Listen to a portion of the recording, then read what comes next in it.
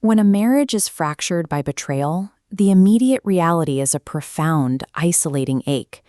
It's a visceral reminder of our limits, a sudden, heavy realization of what it actually means to navigate life in a broken, fallen world. Add to that pain the sheer volume of external noise. You are immediately surrounded by the unsolicited opinions of others, the quick judgments of critics telling you to walk away, and a suffocating bleakness as you watch someone you love drift from the covenant path. That external chaos creates a devastating internal echo. It can crush your spirit and leave you questioning your own value. When the noise is that loud, trying to see clearly and discern what is actually true feels nearly impossible. So how do you navigate this? How do you access the power to heal and find joy when the situation in front of you looks completely hopeless?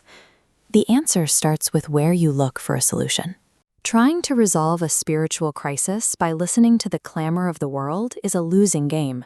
Survival requires stepping away from the surface entirely. True healing and a real understanding of your worth are never found on that chaotic surface layer. To find the clarity you desperately need, you have to intentionally tune out the noise and go deep within to a place of stillness. Historically, when God needs to communicate something critical, he bypasses the crowds. He calls his prophets to remote, quiet places, like Mount Sinai. Elder Alan R. Walker recently pointed out something fascinating about the scriptures. We see the word treasure dozens of times, and almost always it is used as a strict warning not to set our hearts on the fleeting riches of the world. But on Sinai, speaking to Moses, the Lord reveals a profound paradox. He flips the definition entirely, declaring that his covenant-keeping people are actually his treasure. He established a clear pattern there that applies to us today. The Lord told the children of Israel they would be a peculiar treasure unto him on two strict conditions. They had to obey his voice and keep his covenant. Becoming the Lord's treasure isn't something casual or accidental. It demands patient effort and a willingness to intentionally lay aside the habits, comforts, and loud distractions that distance our hearts from him. President Russell M. Nelson taught that once you and I make a covenant with God, our relationship with him becomes much closer than before. Because of that choice, you and the Lord are now firmly bound together.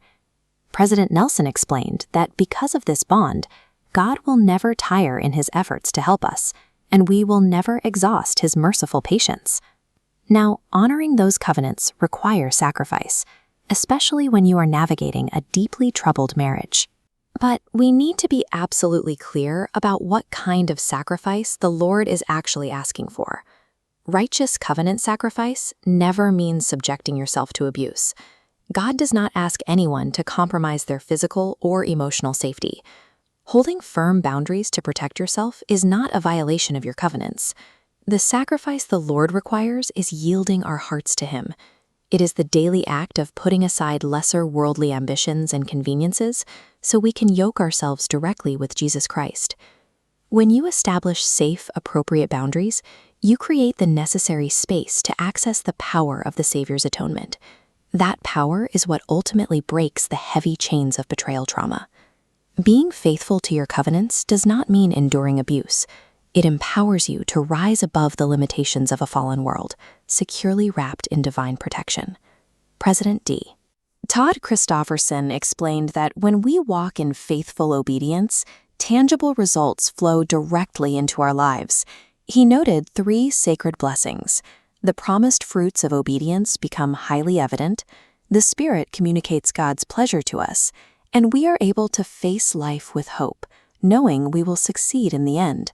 That connection to the Lord grants you incredible capacity. Even when a spouse makes devastating choices, divine power enables you to endure your trials and literally convert tribulation into triumph.